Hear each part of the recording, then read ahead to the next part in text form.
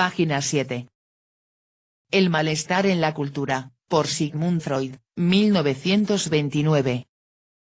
Capítulo 2. 2.1. El sinsentido de la vida. Mi estudio sobre el porvenir de una ilusión, lejos de estar dedicado principalmente a las fuentes más profundas del sentido religioso, se refería más bien a lo que el hombre común concibe como su religión, al sistema de doctrinas y promisiones que, por un lado, le explican con envidiable integridad los enigmas de este mundo, y por otro, le aseguran que una solícita providencia guardará su vida y recompensará en una existencia ultraterrena las eventuales privaciones que sufra en esta. El hombre común no puede representarse esta providencia sino bajo la forma de un padre grandiosamente exaltado, pues solo un padre semejante sería capaz de comprender las necesidades de la criatura humana, conmoverse ante sus ruegos, ser aplacado por las manifestaciones de su arrepentimiento. Todo esto es a tal punto infantil, tan incongruente con la realidad, que el más mínimo sentido humanitario nos tornará dolorosa la idea de que la gran mayoría de los mortales jamás podría elevarse por semejante concepción de la vida. Más humillante aún es reconocer cuán numerosos son nuestros contemporáneos que, obligados a reconocer la posición insostenible de esta religión, intentan, no obstante, defenderla palmo a palmo en lastimosas acciones de retirada. TV escribe. Nada tienen seguro en esta vida, pero tienen esperanza, la cual está condicionada por el tiempo, no es inmediata. Freud escribe. Uno se siente tentado a ingresar en las filas de los creyentes para exhortar a no invocar en vano el nombre del Señor, a aquellos filósofos que creen poder salvar al Dios de la religión reemplazándolo por un principio impersonal, nebulosamente abstracto. Si algunas de las más excelsas mentes de tiempos pasados hicieron otro tanto, ello no constituye justificación suficiente, pues sabemos por qué se vieron obligados a hacerlo. Volvamos al hombre común y a su religión, la única que había de llevar este nombre. Al punto acuden a nuestra mente las conocidas palabras de uno de nuestros grandes poetas y sabios, que nos hablan de las relaciones que la religión guarda con el arte y la ciencia. Helas aquí.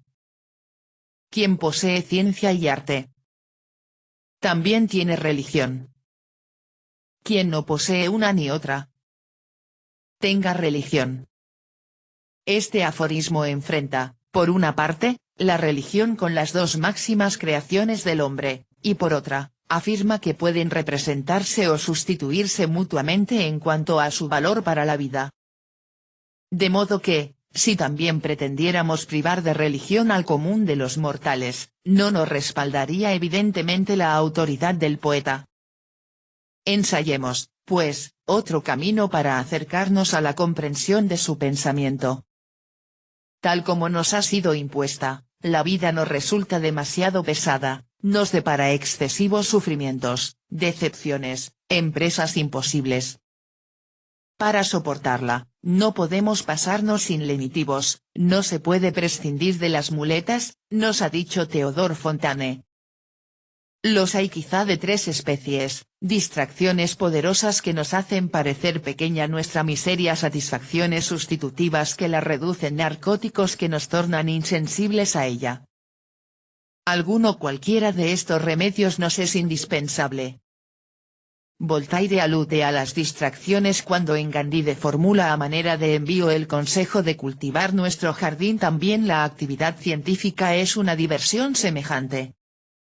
Las satisfacciones sustitutivas como nos la ofrece el arte son, frente a la realidad, ilusiones, pero no por ello menos eficaces psíquicamente, gracias al papel que la imaginación mantiene en la vida anímica. En cuanto a los narcóticos, influyen sobre nuestros órganos y modifican su quimismo.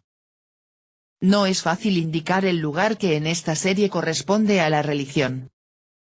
Tendremos que buscar, pues, un acceso más amplio al asunto. En incontables ocasiones se ha planteado la cuestión del objeto que tendría la vida humana, sin que jamás se le haya dado respuesta satisfactoria, y quizá ni admita tal respuesta. muchos de estos inquisidores se apresuraron a agregar que si resultase que la vida humana no tiene objeto alguno perdería todo el valor ante sus ojos. Pero estas amenazas de nada sirven, parecería más bien que se tiene el derecho de rechazar la pregunta en sí, pues su razón de ser probablemente emane de esa vanidad antropocéntrica, cuyas múltiples manifestaciones ya conocemos. Jamás se pregunta acerca del objeto de la vida de los animales, salvo que se le identifique con el destino de servir al hombre. TV escribe. Es como decir que los animales no tienen alma, son inferiores al ser humano y por lo tanto, solo son objetos a los cuales recurrimos para satisfacer el hambre o alguna necesidad emotiva. Freud escribe. Pero tampoco esto es sustentable, pues son muchos los animales con los que el hombre no sabe qué emprender fuera de describirlos, clasificarlos y estudiarlos e incontables especies aún han declinado servir a este fin, al existir y desaparecer mucho antes de que el hombre pudiera observarlas. Decididamente, solo la religión puede responder al interrogante sobre la finalidad de la vida. No estaremos errados al concluir que la idea de adjudicar un objeto a la vida humana no puede existir sino en función de un sistema religioso. Abandonemos por ello la cuestión precedente y encaremos esta otra más modesta: ¿qué fines y propósitos de vida expresan los hombres en su propia conducta? ¿Qué esperan de la vida? ¿Qué pretenden alcanzar en ella? Es difícil equivocar la respuesta: aspiran a la felicidad, quieren llegar a ser felices, no quieren dejar de serlo. TV escribe. Y como nunca pueden lograr la felicidad máxima, arruinan su vida, su tranquilidad. El deseo por más y más de lo mismo, lo convierten en algo sucio y perverso. Freud escribe. Esta aspiración tiene dos fases, un fin positivo y otro negativo. Por un lado, evitar el dolor y el displacer; por el otro, experimentar intensas sensaciones placenteras. En sentido estricto, el término felicidad solo se aplica al segundo fin. De acuerdo con esta dualidad del objetivo perseguido, la actividad humana se despliega en dos sentidos, según trate de alcanzar prevaleciente o exclusivamente uno u otro de aquellos fines. Como se advierte, quien fija el objetivo vital es simplemente el programa del principio del placer, principio que rige las operaciones del aparato psíquico desde su mismo origen, principio de cuya adecuación y eficiencia no cabe dudar, por más que su programa esté en pugna con el mundo entero, tanto con el macrocosmos como con el microcosmos. Este programa ni siquiera es realizable, pues todo el orden del universo se le opone, y aún estaríamos por afirmar que el plan de la creación no incluye el propósito de que el hombre sea feliz. Lo que en el sentido más estricto se llama felicidad, surge de la satisfacción, casi siempre instantánea, de necesidades acumuladas que han alcanzado elevada tensión, y de acuerdo con esta índole solo puede darse como fenómeno episódico. TV escribe. Se busca el placer porque se vive en un estado de insatisfacción. Y una vez que se satisface una necesidad, de inmediato el sujeto va por otra, por una nueva. Este proceder es propio de un adicto, de un enfermo mental. Freud escribe. Toda persistencia de una situación anhelada por el principio del placer solo proporciona una sensación de tibio bienestar, pues nuestra disposición no nos permite gozar intensamente sino el contraste, pero solo en muy escasa medida lo estable. Así, nuestras facultades de felicidad están ya limitadas en principio por nuestra propia constitución. En cambio, nos es mucho menos difícil experimentar la desgracia.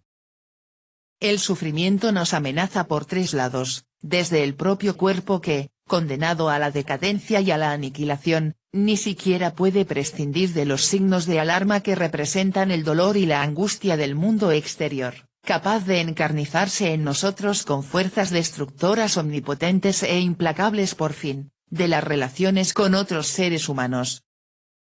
El sufrimiento que emana de esta última fuente quizá no sea más doloroso que cualquier otro; tendemos a considerarlo como una adición más o menos gratuita, pese a que bien podría ser un destino tan ineludible como el sufrimiento de distinto origen.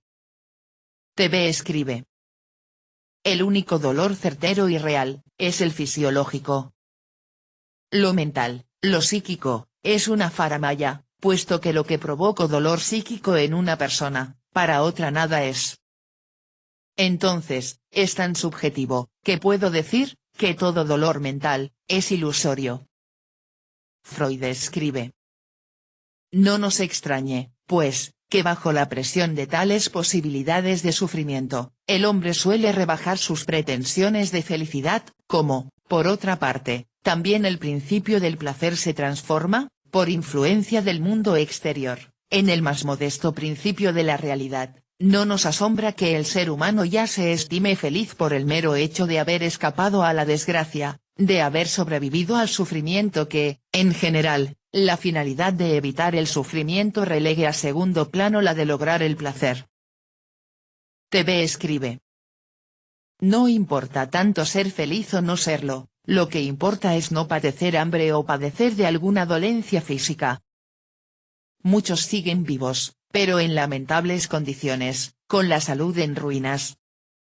Solo por mantenerse vivos, se sienten agradecidos. Freud escribe. La reflexión demuestra que las tentativas destinadas a alcanzar el placer pueden llevarnos por caminos muy distintos, recomendados todos por las múltiples escuelas de la sabiduría humana y emprendidos alguna vez por el ser humano. En primer lugar, la satisfacción ilimitada de todas las necesidades se nos impone como norma de conducta más tentadora, pero significa preferir el placer a la prudencia, y a poco de practicarla se hacen sentir sus consecuencias. Los otros métodos, que persiguen ante todo la evitación del sufrimiento, se diferencian según la fuente de displacer a que conceden máxima atención. Existen entre ellos procedimientos extremos y moderados, algunos unilaterales, y otros que atacan simultáneamente varios puntos. El aislamiento voluntario, el alejamiento de los demás, es el método de protección más inmediato contra el sufrimiento susceptible de originarse en las relaciones humanas. Es claro que la felicidad alcanzable por tal camino no puede ser sino la de la quietud. Contra el temible mundo exterior solo puede uno defenderse mediante una forma cualquiera del alejamiento si pretende solucionar este problema únicamente para sí. TV escribe. Vivimos en sociedad, negociamos con personas. Entonces, el aislamiento no debe incluir los intercambios comerciales. Usamos a las personas y dejamos que nos usen, porque así nos conviene. Freud escribe. Existe, desde luego, otro camino mejor, pasar al ataque contra la naturaleza y someterla a la voluntad del hombre, como miembro de la comunidad humana, empleando la técnica dirigida por la ciencia. Así, se trabaja con todos por el bienestar de todos. Pero los más interesantes preventivos del sufrimiento son los que tratan de influir sobre nuestro propio organismo, pues en última instancia todo sufrimiento no es más que una sensación, solo existe en tanto lo sentimos, y únicamente lo sentimos en virtud de ciertas disposiciones de nuestro organismo. El más crudo, pero también el más efectivo de los métodos destinados a producir tal modificación, es el químico, la intoxicación. No creo que nadie haya comprendido su mecanismo, pero es evidente que existen ciertas sustancias extrañas al organismo cuya presencia en la sangre o en los tejidos nos proporciona directamente sensaciones placenteras, modificando además las condiciones de nuestra sensibilidad de manera tal que nos impiden percibir estímulos desagradables. Ambos efectos no solo son simultáneos, sino que también parecen estar íntimamente vinculados. Pero en nuestro propio quimismo deben existir asimismo sustancias que cumplen un fin análogo, pues conocemos por lo menos un estado patológico, la manía, en el que se produce semejante conducta, similar a la embriaguez, sin incorporación de droga alguna. También en nuestra vida psíquica normal, la descarga del placer oscila entre la facilitación y la coartación y paralelamente disminuye o aumenta la receptividad para el displacer. Página 10.